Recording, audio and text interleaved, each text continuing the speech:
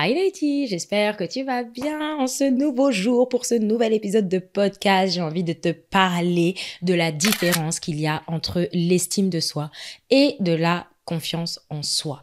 Il y a beaucoup de personnes qui font cette erreur de confondre les deux, pourtant ce n'est pas la même chose. Même si c'est vrai, ce sont deux concepts qui sont ultra liés. L'estime de soi, c'est une chose, la confiance en soi, c'est autre chose. Et j'ai entendu beaucoup de personnes dire non, mais j'ai pas confiance en moi. Alors en fait, ce qu'elle voulait dire, c'est qu'elle n'avait pas une bonne estime d'elle-même. Après, c'est quand même vrai et souvent le cas qu'une personne qui n'a pas une bonne estime d'elle-même n'a pas confiance en elle. Mais c'est possible qu'il y ait des gens qui aient confiance en elle, mais qui n'aient pas de bonne estime d'elle-même, d'accord? Donc, c'est important de comprendre la différence entre les deux.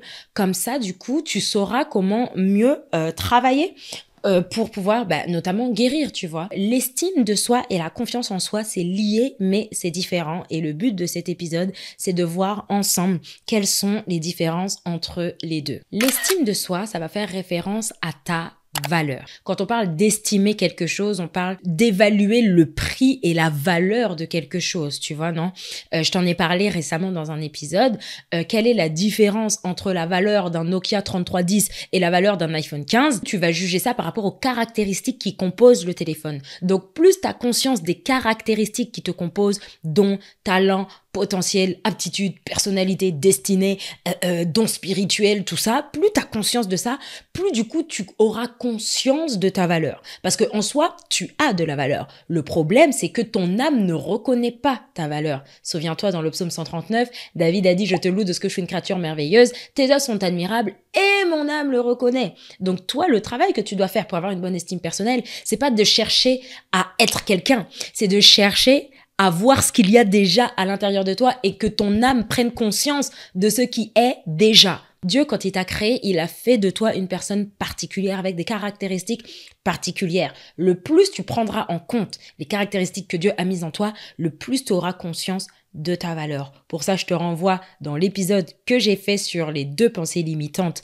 qui empêchent les chrétiens d'avoir une bonne estime personnelle et sur les 2 manières de découvrir le but de son existence. Je crois que j'ai appelé l'épisode comme ça. Je te mets les liens en description, mais je crois que ces épisodes-là, ils vont t'aider. Et c'est là, en fait, qu'on parle purement d'identité. Quand tu regardes, par exemple, sur une carte d'identité, il y a différentes choses. Il y a le nom de la personne, le prénom de la personne, la taille de la personne, le lieu de naissance de la personne, quoi encore? Est-ce qu'il y a le poids? Non, je crois pas. La photo de la personne, l'empreinte digitale de la personne, la signature de la personne. En fait, c'est propre à chacun.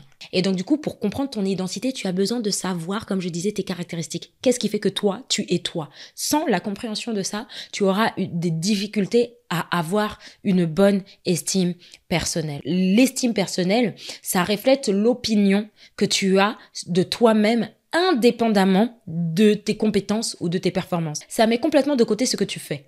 L'estime personnelle, on est purement dans le être. Est-ce que tu penses avoir plus de valeur qu'une personne handicapée?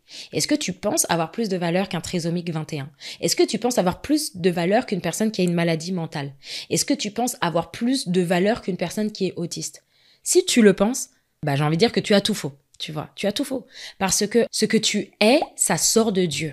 Et en fait, Dieu, quand il crée quelque chose, il ne se trompe pas. Et en fait, ça a de la valeur aux yeux de Dieu, tu vois. Donc, c'est pour ça que je parle vraiment de ton être. De ton être, en fait. Que tu fasses ou que tu ne fasses pas, ça là, ça bouge pas et c'est là. C'est ça que tu dois réaliser et c'est de ça dont tu dois prendre conscience pour avoir une bonne estime personnelle. Et ça, je l'ai dit dans un épisode sur une créature merveilleuse vraiment, où je parlais du complexe que j'avais de me trouver moche. Parce que du coup, pour avoir une bonne estime personnelle, moi, mon estime personnelle, je la basais beaucoup sur mon apparence extérieure. Mon visage, mon nez, ma morphologie, ma manière de m'habiller, mes ongles, toutes ces choses-là. Plus j'étais comme ça, plus voilà, j'allais avoir une bonne estime de moi, quoi. En mode... Non, en vrai, j'étais pas dans cette option-là, mais je sais qu'il y a des filles aujourd'hui qui sont comme ça, en mode fake it till you make it, mais en vrai, tu les vois avec leur meilleur make-up, mais à l'intérieur, elles sont brisées, il y a rien, une coquille vide, en fait. Quand je dis vide, je parle de émotionnellement vide, parce que brisée de ouf. Tu vois, pour avoir une bonne estime personnelle, du coup, ça ne se base pas sur l'extérieur. C'est important de le dire, parce qu'il y a toujours des sistas, des filles qui le croient. Ton estime personnelle, ta valeur, ne s'appuie pas du tout sur ton physique, sur ton corps. Parce que tu n'es pas ton corps. Tu es un esprit. Donc, tu as besoin de savoir quelle est l'unicité de cet esprit. Donc, du coup, pour ça, tu as besoin de savoir qu'est-ce qu'il y a en toi, d'où vient ce qu'il y a en toi. Clairement, ça vient de Dieu, ton créateur. Et pourquoi est-ce qu'il y a ça en toi? Je répète, Qu'est-ce qu'il y a en toi? D'où vient ce qu'il y a en toi et pourquoi est-ce qu'il y a ça en toi? C'est même une mauvaise manière de parler quand je dis en toi, parce qu'en fait, ça fait partie de toi. Donc, c'est pas en toi, c'est ce que tu es. Par exemple, ta personnalité, elle n'est pas en toi, ça fait partie de toi. Donc, du coup, tu dois savoir ta personnalité, si je prends cet exemple-là, d'où vient cette personnalité? Elle vient de Dieu. Donc, du coup, vu que tu as l'image de Dieu, ça veut dire que Dieu a ta personnalité.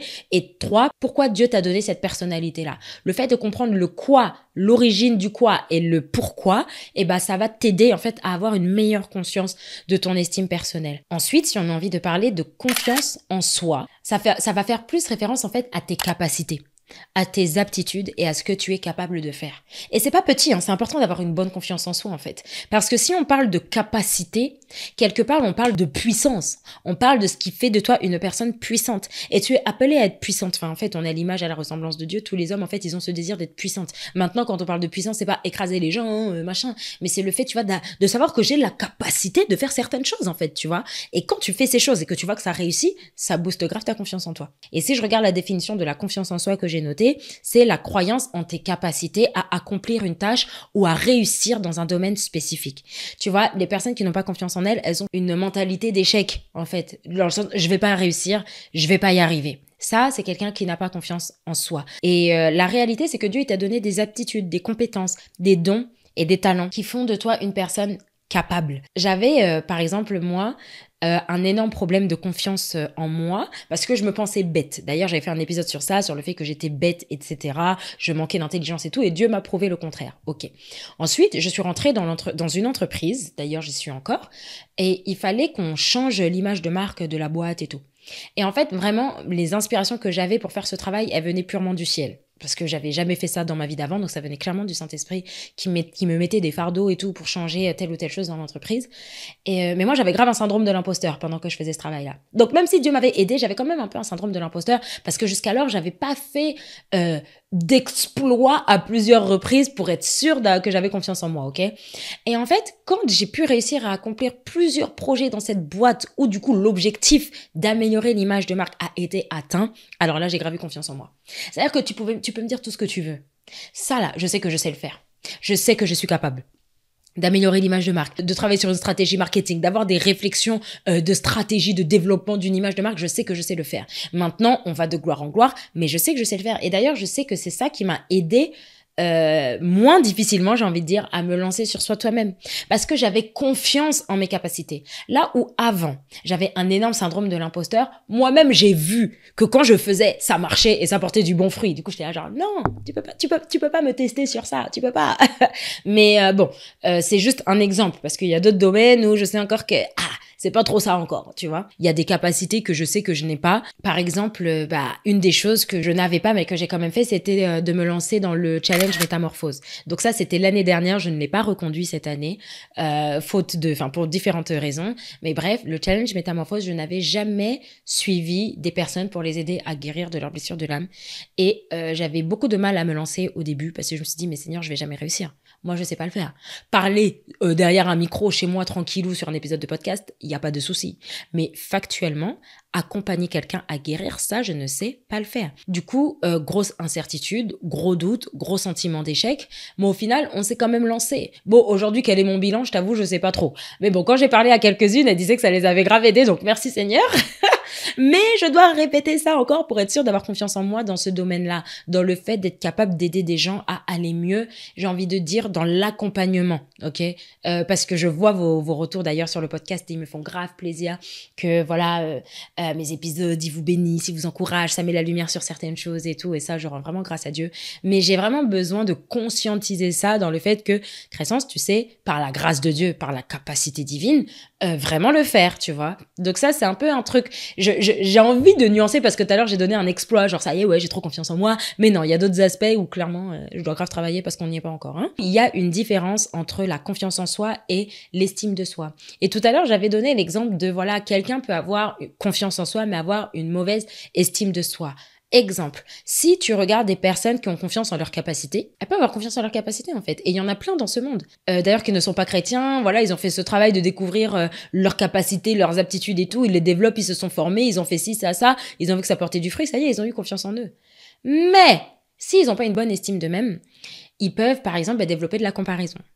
Développer de la comparaison envers des personnes qui réussissent ou du moins semblent réussir mieux que eux dans ce qu'ils font. Ou voilà, ils peuvent avoir un sentiment de rivalité envers ces personnes-là. Pourquoi? Parce qu'ils n'ont pas une bonne estime d'eux-mêmes, ils n'ont pas conscience de leur unicité, ils n'ont pas conscience qu'ils ont un couloir spécifique, ils n'ont pas conscience qu'ils ont une destinée spécifique, ils n'ont pas conscience que ce qu'ils sont, c'est tellement unique que même s'il y a quelqu'un d'autre qui sait faire ce qu'ils font, et eux, parce qu'ils sont uniques, ça aura une saveur particulière. Tu vois ce que je veux dire ou pas?